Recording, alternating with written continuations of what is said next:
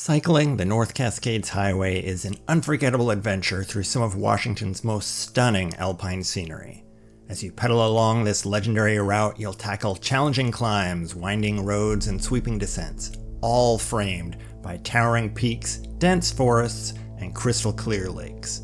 The ascent to Washington Pass rewards riders with jaw-dropping views of jagged mountains and deep valleys, making every grueling mile worth it. Whether you're chasing the thrill of the climb or soaking in the solitude of the wilderness, this ride is nothing short of spectacular. On the rarest of occasions, the universe conspires in perfect harmony. Where the relentless grip of winter finally surrenders, snowplows have finished clearing the roadway, and the gates remain closed to cars. What remains is a flawless stretch of pavement untouched by traffic, just waiting to be claimed. For one fleeting day, cyclists become the sole travelers of this alpine paradise, pedaling through a silent wonderland where towering peaks and fresh mountain air frame every turn. This was one such day. This is it. Road closed. Only bikes from here on out.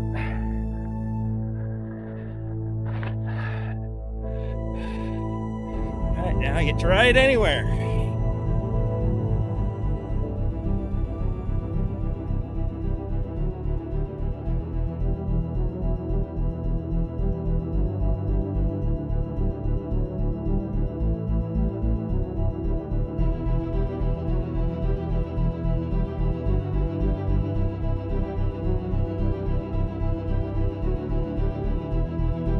The North Cascades Highway, a breathtaking 140-mile stretch of Highway 20 that slices through Washington's rugged mountains, winding from the misty foothills of Burlington to the sun-drenched slopes of Twisp. A journey along this highway is nothing short of an awe-inspiring pilgrimage through some of the most jaw-dropping scenery the state has to offer. But the crown jewel is undoubtedly the spectacular 40-mile corridor between the emerald waters of Diablo Lake and the quiet beauty near Mazama.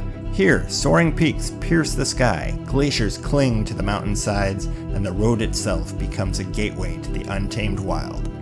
This is the stretch that closes each winter and presents the possibility of a car-free ride in the spring.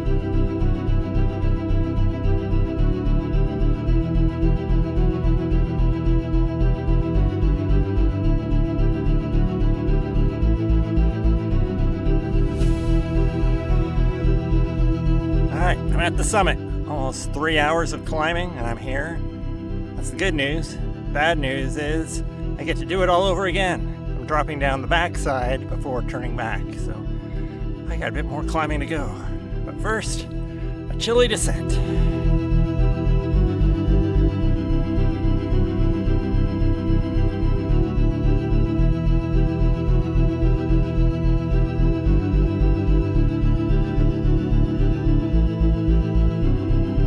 I'm an idiot. I had no idea there were 2 mountain passes I had to go over. Got to Rainy Pass, thought that was it. Celebrated, bundled up for the downhill. There was a downhill, but now it's another climb. So, Rainy Pass done, and now I'm on my way to Washington Pass. Then, hopefully, it's downhill the rest of the way until I turn around and do it all over again.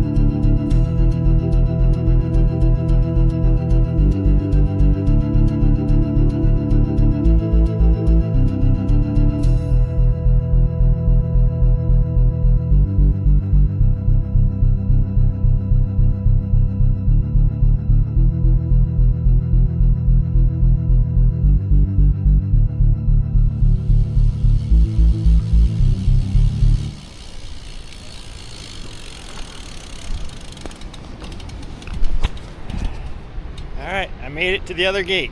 Now I get to turn around and head back up. It's gonna be a long day.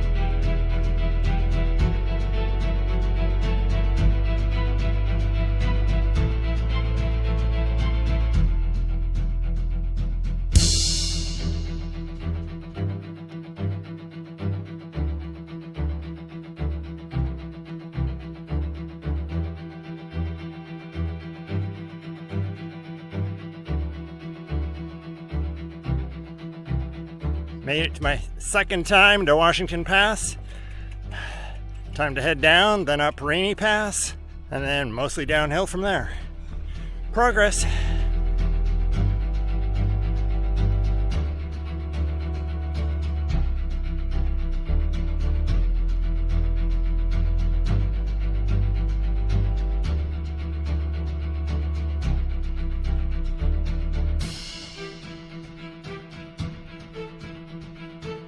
This is it. Not the last climb, but the last big climb. I've dropped down from Washington Pass. Now I'm climbing back up to Rainy Pass.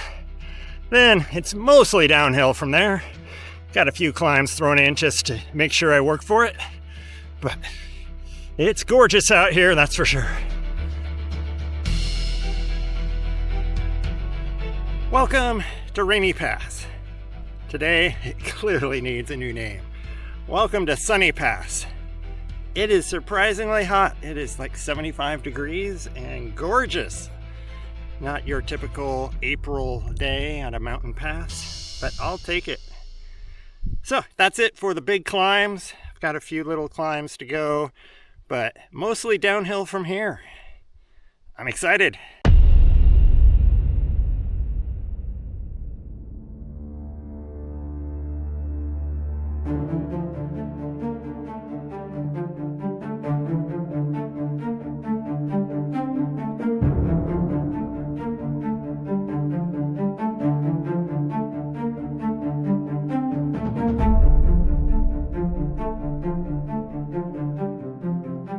One thing worth noting about the North Cascades Highway is pretty much every afternoon the winds kick up coming from the west. So it's pretty much a headwind on your way home. And I'm happy to report today did not disappoint. It's a pretty steady wind.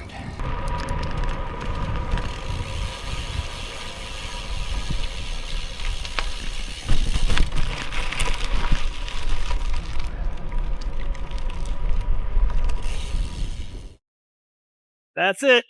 We've got cars again. Monday, this will be a major highway once again. I've